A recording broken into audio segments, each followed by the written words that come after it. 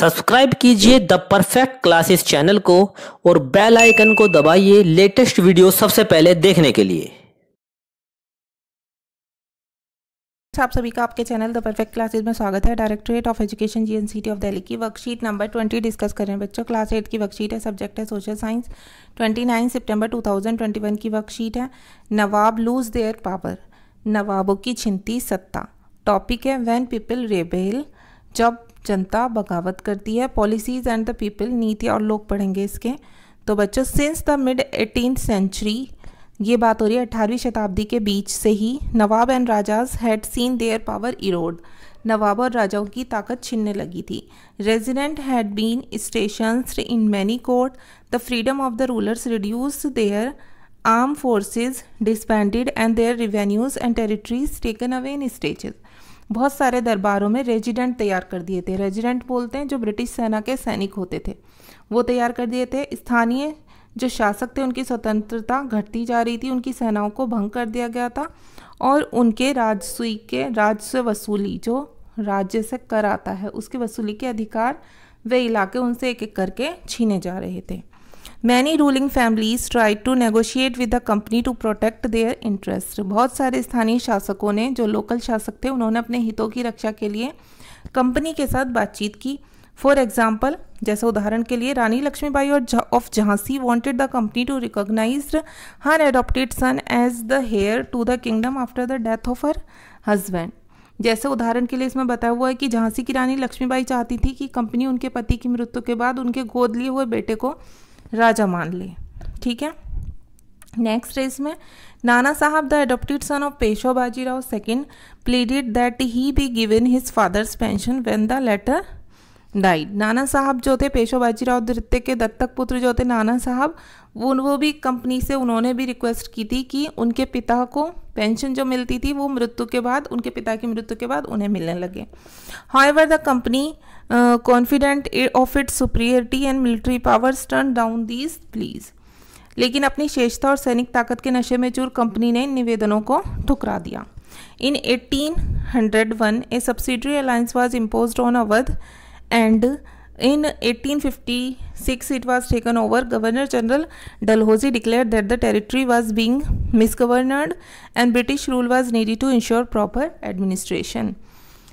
अब बात करें कि 1801 में अवध पर एक सहायक संधि थोपी गई। 1856 में अंग्रेजों ने अवध को अपने कब्जे में ले लिया। गवर्नर जनरल डलहौजी ने ऐलान कर दिया कि रियासत का शासन ठीक नहीं चल रहा है, इसलिए शासन को दुरुस्त करने के लिए ब्रिटिश का प्रभुत्व होना ज़रूरी है। The company even began to plan how to bring Mughal dynasty to an end, और कंपनी ने मुगल शासनों को ख़त्म करने की भी योजना बना ली थी। The name of Mughal king was removed from the coins minted by the company. Company द्वारा जारी किए गए सिक्कों पर से मुगल बादशाह का नाम हटा दिया गया।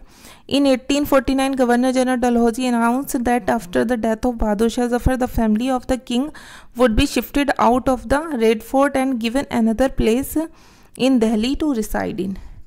1849 में गवर्नर जनरल डलहौजी ने ऐलान कर दिया कि बहादुर शाह जफर की मृत्यु के बाद बहादुर शाह के बाद मतलब किसी भी परिवार के सदस्य को अब लाल किले में नहीं रखा जाएगा और उसे दिल्ली में कहीं और बसाया जाएगा। इन 1506 governor general Canning decided that the Bahadur Shah would be last Mughal king and after his death none of his descendants would be recognized as kings, they would just be called princes. 1856 में गवर्नर जनरल कैनिंग ने फैसला किया कि बहादुर शाह जफर आखिरी मुगल बादशाह होंगे। उनकी मृत्यु के बाद उनके किसी भी वंशज को बादशाह नहीं माना जाएगा, उन्हें केवल राजकुमारों के रूप में मान्यता दी जाएगी। नेक्स्ट है बच्चों, the peasants and the sepoy, कृषक और किसान, मतलब किसान और सिपाही। कृषक को किसान कहते हैं, किसान और सिपाही हो गया। The Indian sipahi in the employ of the company had also reason for discontent. Company के तहत काम करने वाले भारतीय सिपाहियों में असंतोष की अपनी वजह थी। Moreover some of the new rulers violated their religion sensibilities and beliefs. उनके मतलब अंग्रेज़ों के जो कई बनाए हुए नियम थे वो किसानों की और सिपाहियों की धार्मिक भावना और आस्थाओं को ठेस पहुंचाते थे। In those days many people in the country believe that if they cross the sea they would lose their religion and caste. उस समय लोगों में ये विश्वास था कि अगर वो समुद्र को पार करेंगे तो उनके जाति और धर्म भ्रष्ट हो जाएंगे। So when in 1824 the sipahi were told to go to Burma by the sea route to fight for the country they refuse to follow the order. इसलिए जब 1824 में सिपाहियों को बर्मा जाने के लिए कहा गया समुद्र पार करके, तो उन्होंने वहाँ जाने से मना कर दिया। Though they agreed to go to the land route they were severely punished. तो बच्चों उन्होंने जब इसको मानने से इनकार कर दिया, ज़मीन के रास्ते से जाने से उन्हें कोई आपत्ति नहीं थी और सरकार का हुक्म ना मानने के कारण उन लोगों को सख्त सज़ा दी गई। Sipahi also reacted to what was happening in the countryside. Many of them were peasants and had families living in the villages, so the anger peasant quickly spread among the सिपाही।